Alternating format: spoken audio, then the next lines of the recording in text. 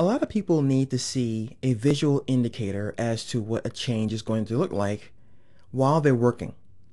So if you wanted to, for example, change a color of a brick in your image, I'll just go ahead and highlight this with the marquee tool.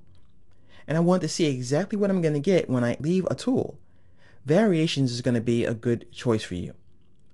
I'm going to go to Image, and I'm going to go to Adjustments, and I'll choose Variations right here in this list. As promised, I can see my original and my current pick. So any changes will be updated in real time. I can also affect the shadows, the midtones, highlights, and saturation in my image. Sometimes, by the way, when you're working on these effects, you'll have clipping in your colors. And if you want to see what areas are going to clip, definitely keep this on.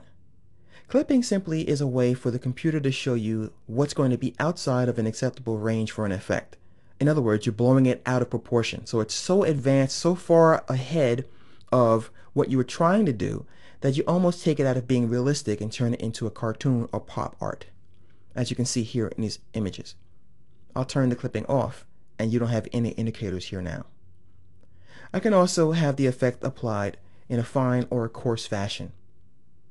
Let's go ahead and work on the highlights in this particular brick, and I'm going to click lighter. Notice that the current pick is showing my effects here, and here's my original. So I'm going to hit OK, and you'll see that this brick is now brighter as far as the highlights than the others. I'm going to press Command or Control H to hide that outline. I hit it again to show it again.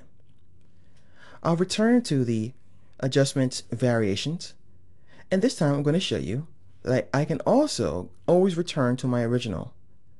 So what I'm going to do first of all is I'm going to choose a different brick. I'll just go ahead and grab my marquee and I'll go over to this one. Image Adjustments and Variations. This time I'm going to add color.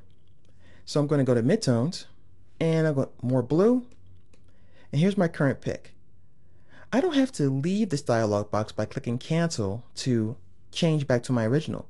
Just click once on the original again and you're returned automatically. So you can see what you're getting before you click OK. So I can go to lighter, darker, add colors, and when I'm finally happy, I can then hit OK. And now I have my variations applied to the selected pixels. Like everything else in Photoshop, if you don't have anything selected, everything's considered selected. So now, without having anything selected with the marquee, I can go back to that menu again, and everything will have the variations applied to it. Notice the difference? Whenever you use a selection tool, that selection and only that selection shows up here. Since I have nothing selected, I see the whole door. So that's how you use variations to have a visual representation as to how you can color correct something inside of Photoshop.